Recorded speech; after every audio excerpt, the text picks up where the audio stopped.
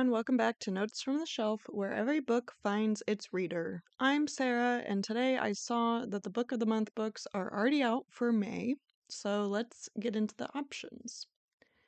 This first one is Seek the Traitor's Son by Veronica Roth. It's a dystopian. It does have a limited edition with these sprayed ombre edges for $2.99 more. I don't know if I would pay extra for that, but whatever.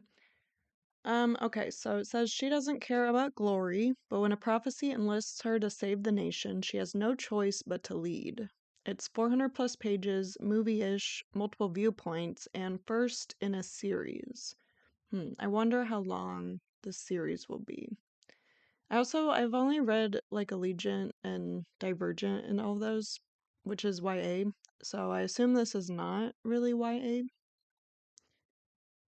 So it says, Elegy On did not ask for destiny to find her. She is happy with her life as a soldier, defending her small country from the Talusar, a powerful nation who worships a deadly fever.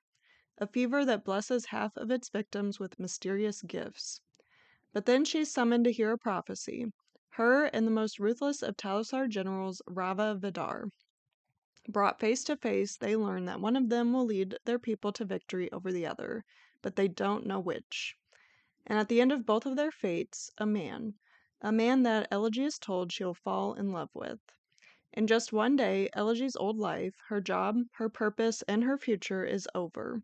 She and Rava are destined to collide with the fate of their nations hanging in the balance, and when they do, only one will be left standing. Elegy intends to make sure it's her. Okay, so I thought at first her and this Rava guy would be enemies to lovers, but it sounds like there's some other guy involved that she's actually gonna fall in love with, but I don't know, it sounds good. Oh, there's content warnings. It does have scenes depicting sexual assault. So, I don't know, it sounds interesting. I just don't know. I don't know how many books in the series. Is it going to be a duology, a trilogy? And I'm not sure if it's YA. I assume not. I assume it would say YA, but I'm not sure.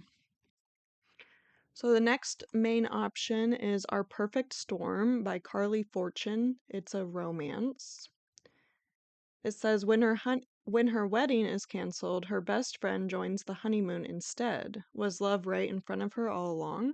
This is also over 400 pages, nonlinear timeline, friends to lovers, and salacious. I don't always like the friends to lovers, but maybe since it sounds...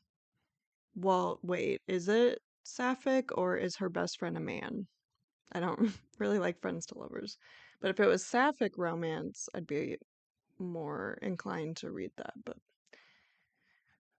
it's a guy. Frankie and George have been best friends since they were 8 years old. I thought it'd be two women friends, but both passionate, impulsive, and headstrong. They've always clashed and come back together until now.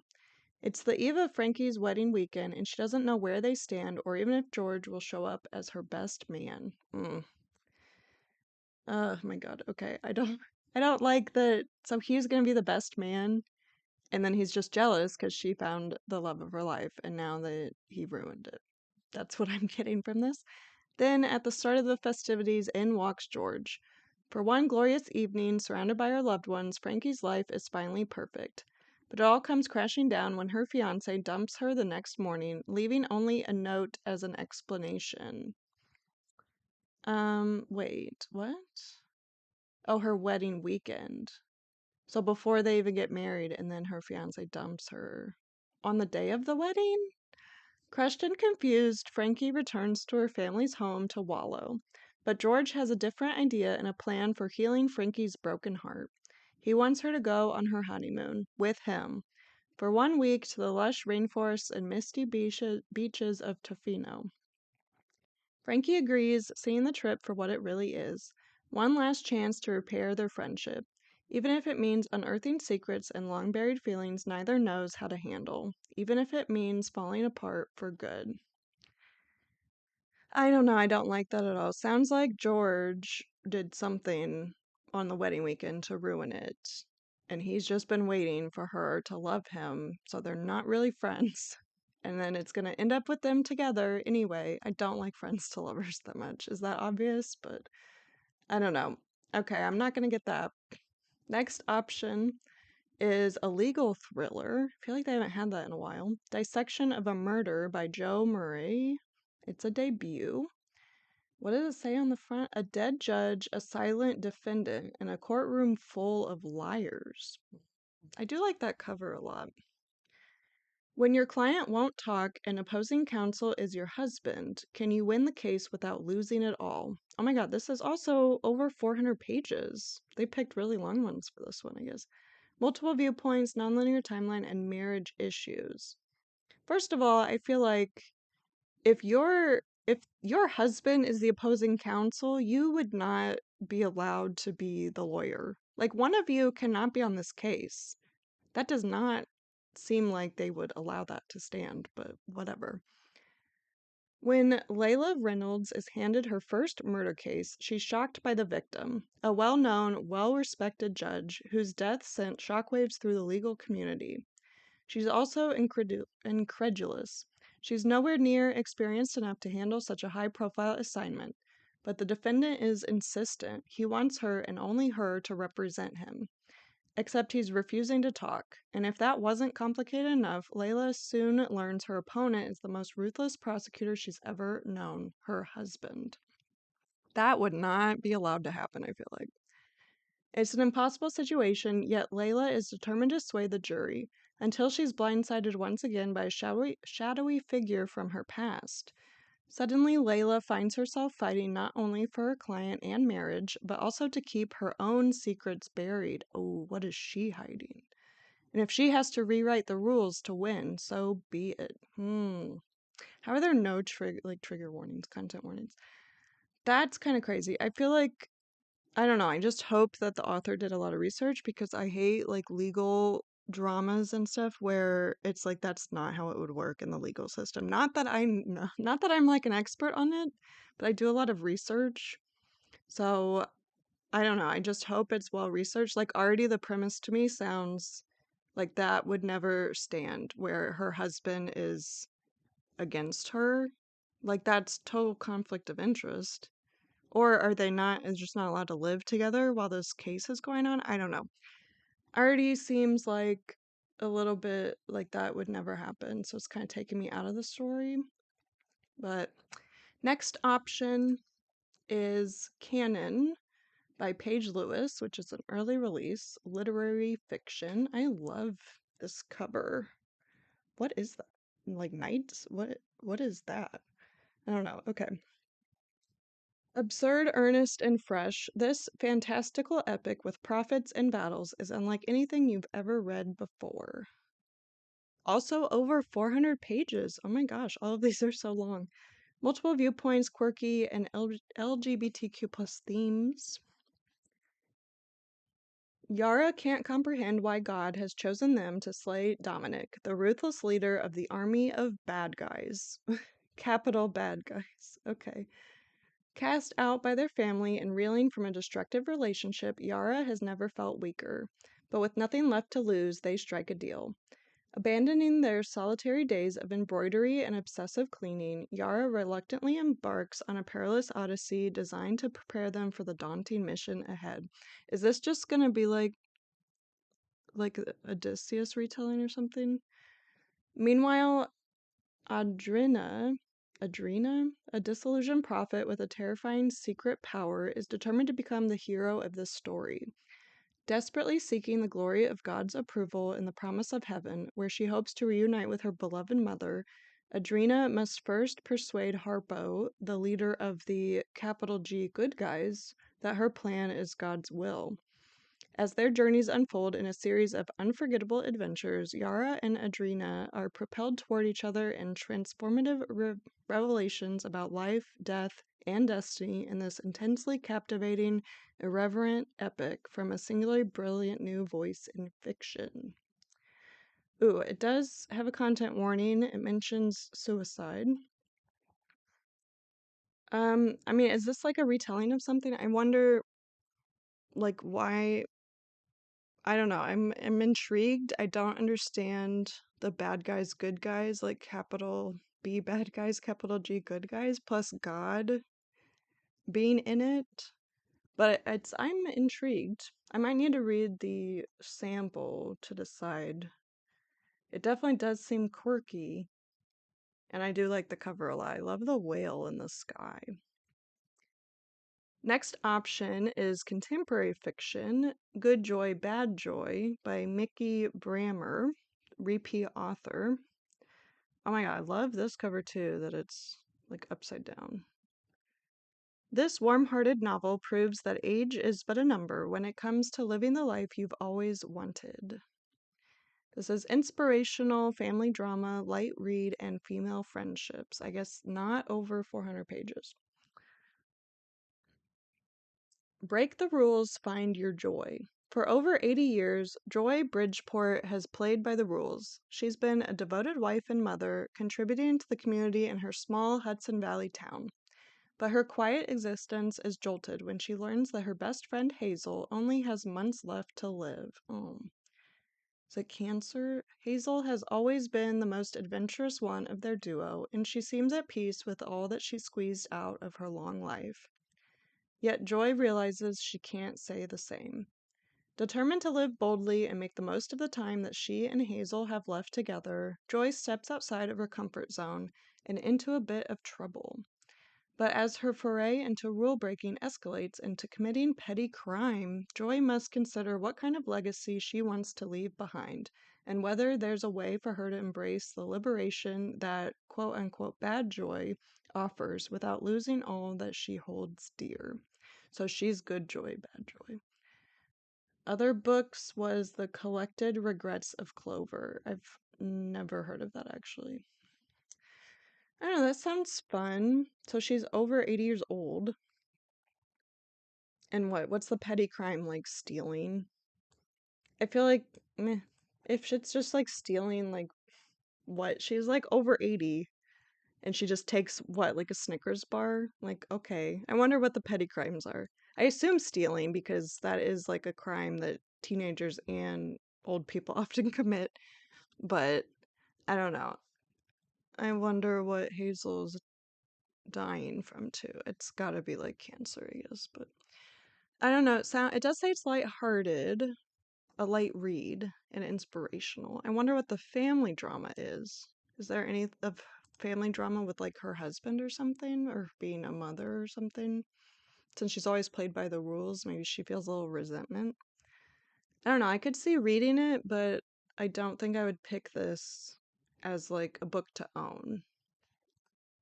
Next is The Last Contract of Isako by Fonda Lee. It's a sci-fi. This has been on my list to read for this year, so I kind of think I will pick this. I guess I'll see if I add another one, but a fabled female samurai, a terraformed colony with a secret, a shocking murder mystery, and retirement will have to wait. Oh, is she gonna retire? She's too old to be a samurai now. Oh, this is also over 400 pages. I thought so. Every single one of these, except for Good Joy, Bad Joy, is over 400 pages. That's like interesting how that worked out. Multiple viewpoints, non-linear timeline. A lot of books are both of those things too, this pick, but also action-packed. Can't forget that. Live by the code, die by the knife. Isako is a legendary swordswoman, but every legend must come to an end. When her longtime client unexpectedly retires, she plans to follow, to walk out into the frozen wasteland of their planet with her head held high and her family enriched by her death. Oh my gosh, she's gonna... Okay, but when she's offered a final mission, she can't refuse, especially when she realizes who lies at the center of it all. Martin, her last and worst apprentice, who somehow made his way to the top. As she's thrust into a world of corporate espionage and shadowy secrets, what she uncovers could forever change humanity's existence among the stars. Corporate espionage. I did not really expect that in a sci-fi. No content warnings. I don't know. I kind of forgot what the synopsis was, but this has been on my list to read for the year, so I think that will be what I pick, although I am interested in Canon as well. The last main pick option is The Burning Side by Sarah Demuth, contemporary fiction. I like the cover too. It's pretty. When their house burns down, a crumbling couple must rebuild their entire understanding of what home really means. That kind of sounds sad. Emotional, yeah. Infidelity, multiple viewpoints, and family drama. I don't know, I think this would just make me sad, so I'm not going to pick this probably, but... When April and Leo's house burns in the middle of the night, they escape with their 2 young children and the quiet knowledge that the fire is not the only thing threatening their family. They retreat to April's childhood home in Dallas, where her spirited parents and siblings provide both comfort and complication. As the family reckons with the aftermath, grief, guilt, logistics, and memories scorched and intact, the fire exposes the cracks already forming in April and Leo's marriage. The novel unfolds in alternating perspectives, from April, who feels the crushing weight of motherhood, marriage, and self-blame, from Leo, a high school history teacher shaped by a lonely, fractured childhood, from Deb, April's generous and no-nonsense mother who has to contend with her husband's recent Alzheimer's diagnosis, and from flashbacks that trace April and Leo's relationship from its earliest days of connection to the devastating decisions that led them here. Oh, other books by her was The Bright Years. So, I didn't read that either. Probably not going to pick that. I think my main pick will be The Last Contract of Isako, just because that's been on my list. But I don't know, Canon, I'm not sure if it's too quirky, but I might be interested in that. But then we can check out the add-ons. Oh, there's a new Centennial Edition option. A 1946 selection. Brideshead Revisited. Never heard of this. I do like the cover. That's pretty. What is this? Okay, I don't really want that. Here's the little synopsis. The wellsprings of desire and the impediments to love come brilliantly into focus in Evelyn Waugh's, I don't know exactly how to pronounce that, but masterpiece, a novel that immerses us in the glittering and seductive world of English aristocracy in the waning days of the Empire. Yeah. Probably not gonna get that. I do like the cover, but I don't know. I don't know if I'll get any of these, I guess. But other add-on options. Let's find the new ones. So it looks like these 5 across the top are new, but also this memoir is new. I don't get why they put these in the middle of like ones that they already had, but Lena Dunham memoir, Fame Sick.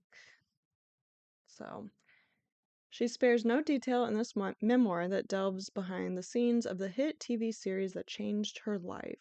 So famous author, New York City, of course, can't have a month without a New York City book. Writer's life and coming of age.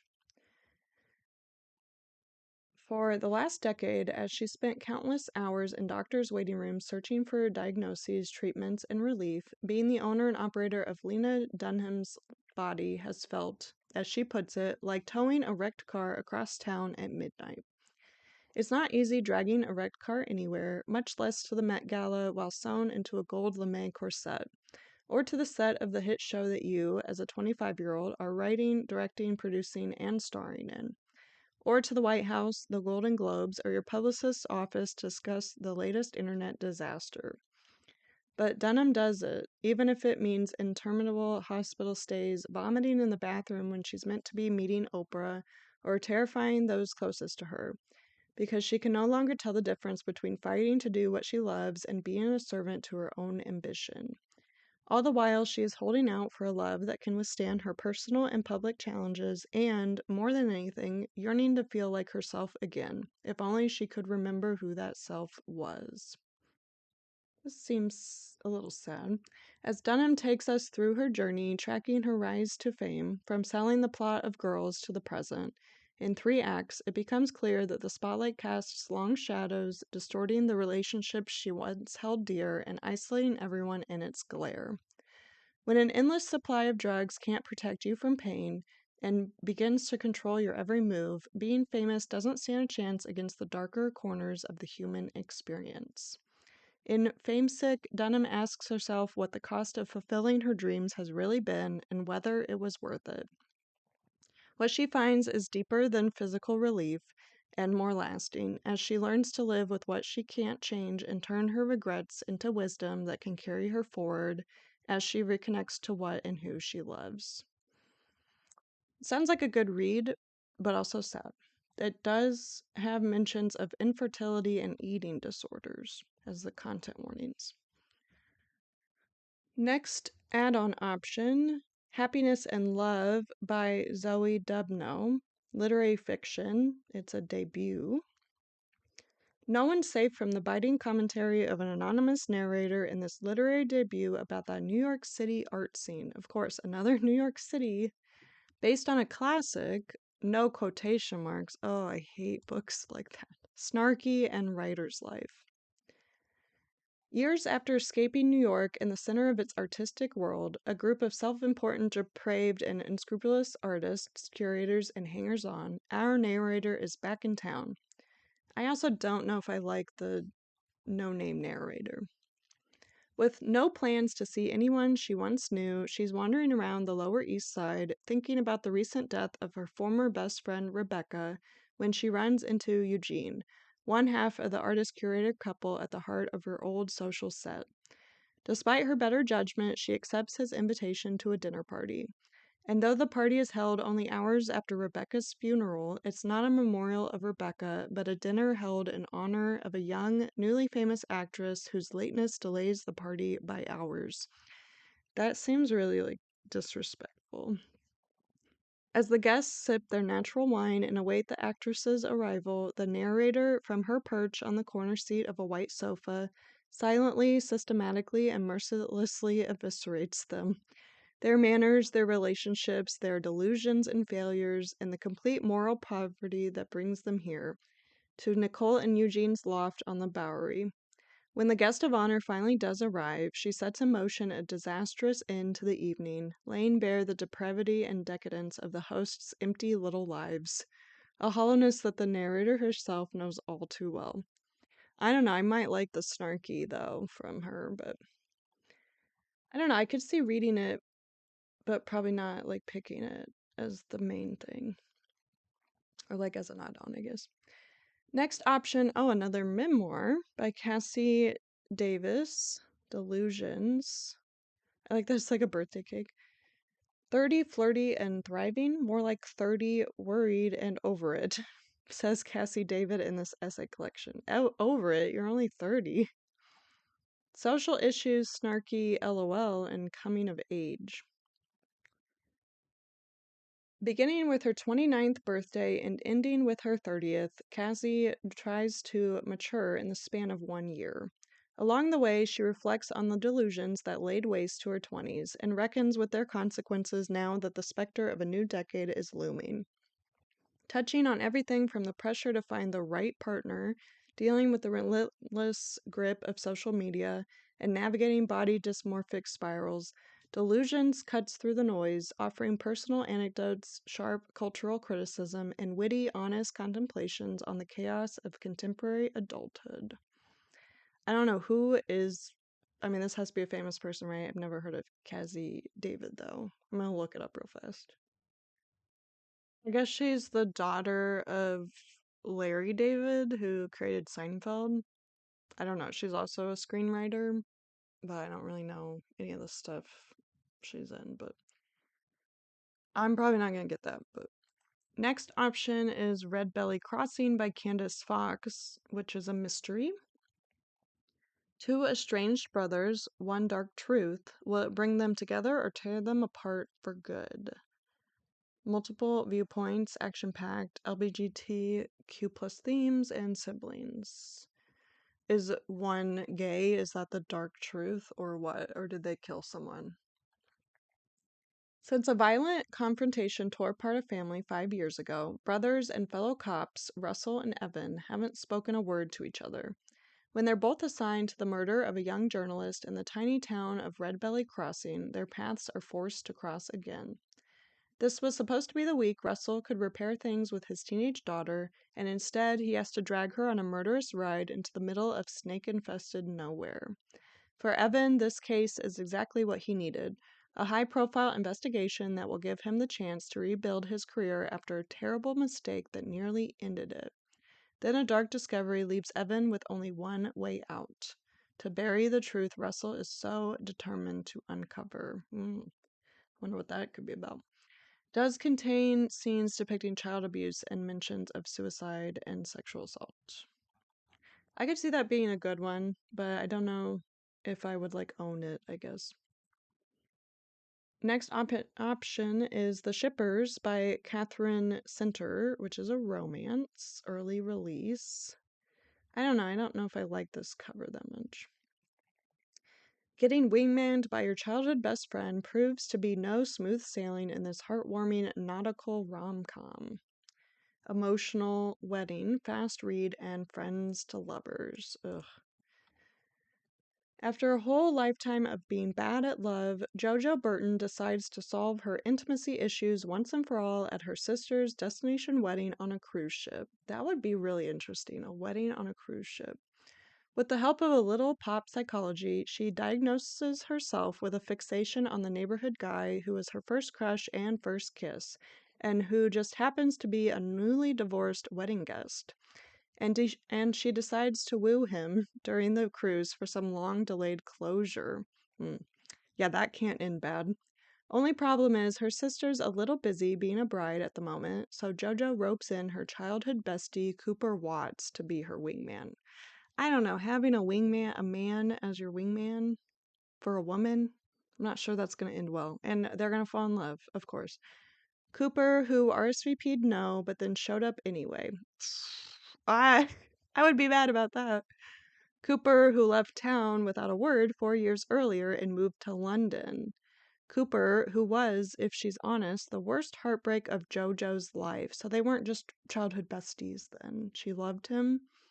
It's bliss for her to see him again, and it's agony too. And the more they team up for Project Conquest, that's funny, the more she obsesses over questions she can't bring herself to ask. Oh my god, childhood best friend, and then you're estranged for 4 years, and then he RSVP'd no to your sister's wedding but showed up anyway. I don't know, he kind of sounds like an asshole to me. Shipboard antics ensue in this witty, heart-tugging, childhood friends to lovers romance, as JoJo and Cooper fake flirt, slow dance, share a cabin, sing duets, treat sunburns, get jealous, rescue each other over and over, and finally, at last, figure it all out in the most blissful, swoony, romantic way. I don't know, obviously this does not sound like for me. It's kind of, I don't know, making me mad. Also, I guess it says childhood friends to lovers, but if you haven't talked for 4 years, it's not friends to lovers at that point anymore. Strangers to lovers. Last add-on option is Homebound by Portia Ellen debut. It's a literary fiction. I like this kind of pixelated. That's fun. Blending 80s nostalgia with far future dystopia, this sci-fi epic shows we're more connected than we'd think. That sounds fun. Multiple viewpoints, nonlinear timeline, LGBTQ plus themes, and cerebral. It's 1983, and Bex can't wait to get the hell out of Cincinnati. She's 19, blasting her Walkman and hiding from the fact that her beloved uncle, the only person who understood her, is dead. But she has work to do. He left her a half-finished game to complete, one last collaboration to find her way out of loneliness. Little does she know what Bex is making will echo far into the future and shape the lives of a scientist, a sentient automaton, and a flinty sea captain in ways she cannot imagine. All are bound together by their search for a connection, and by a futuristic traveler on a mysterious mission through space. A novel about our deep interconnectedness, Homebound is a clear-eyed, hopeful adventure into humanity's future and capacity for love. I don't know, I need to read a little more about this. I'm not really feeling it, I guess, as an add-on. The only add-on, well, I don't really want any of these, I think, the new add-ons. The only add-on I really want still is This Kingdom Will Not Kill Me, which I might get in a future box. But for the May books, as far as it goes, I would say, well, Dissection of a Murder does sound interesting, although I could see it making me mad since they should not be opposing counsel if they're married. Canon does sound very interesting, but I'm not sure kind of how it's going to read, since it said it's quirky and it's kind of literary fiction. That can be hit or miss. Definitely The Last Contract of Isako, I definitely want to read. So I'll probably make that my book of the month. So I guess that's it for this video. Be sure to like and subscribe for more book of the month and other book related videos. I did mention before that I do more YouTube videos like beyond the book of the month, but I actually instead started a podcast that's also under the name Notes from the Shelf. You can find it on most podcast platforms like Spotify, iHeartRadio, Podchaser, I think, but it's not on Apple yet. I am still working on that since that is a big platform, but since I don't own any Apple products, it's making it like really hard to make an account. So I'm still figuring that out, but the podcast is every Wednesday at 7 a.m. Central Time. I'm aiming for like 15 to 30-minute episodes, but it might end up being a little bit shorter or longer depending on the topic. So go check those out wherever you get your podcasts from. There are 3 episodes out already. One is like the book versus the movie for Project Hail Mary.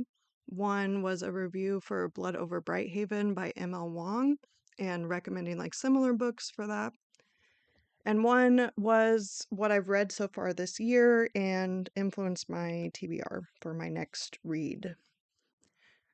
So definitely the podcast will be much more regular than the YouTube for now, but I do still plan on making like 1 to 2 YouTube videos a month, so you can still subscribe here to stay in the loop on that. However, most of the content is on the blog, notesfromtheshelf.com. So I'll head on over there for book reviews, author interviews, reading challenges, a lot of stuff like that. And be sure to subscribe there as well to stay up to date. That's posted 2 times a week. So anyway, I hope everyone has a nice May. I'm really excited now that the weather is becoming better to do some more stuff outside.